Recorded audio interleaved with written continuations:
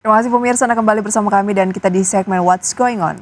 Ya, pemirsa, kita ke informasi berikutnya di mana Qantas Airways dan Airbus SE akan bersama-sama menginvestasikan senilai 1,34 juta dolar Amerika untuk kilang bahan bakar nabati yang akan didirikan di negara bagian Queensland, Australia.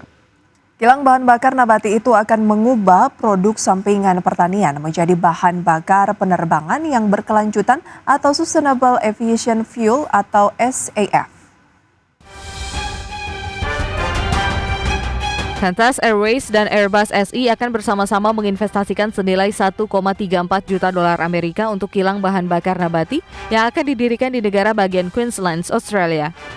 Kilang bahan bakar nabati itu akan mengubah produk sampingan pertanian menjadi bahan bakar penerbangan yang berkelanjutan atau Sustainable Aviation Fuel atau SAF.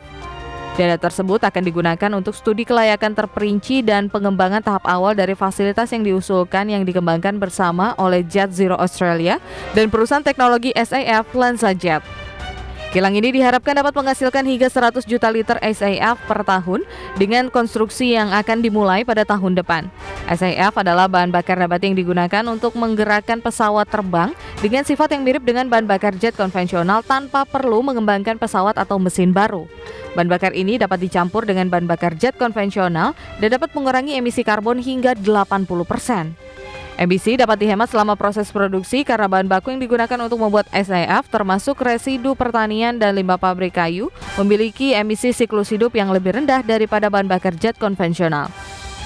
Qantas dan Airbus tahun lalu menyiapkan dana sebesar 200 juta dolar Amerika untuk membantu memenuhi target Qantas dalam menggunakan setidaknya 10% SAF dalam campuran bahan bakarnya pada tahun 2030 setelah maskapai ini melakukan pemesanan senilai miliaran dolar untuk pesawat berbadan kecil dan pesawat berbadan lebar Airbus.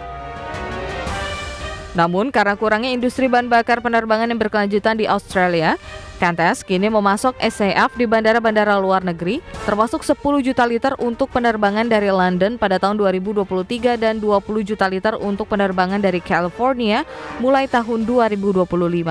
Maskapai ini menargetkan 10% bahan bakar dari SAF pada tahun 2030 dan 60% pada tahun 2050 untuk mencapai target nol emisi bersih.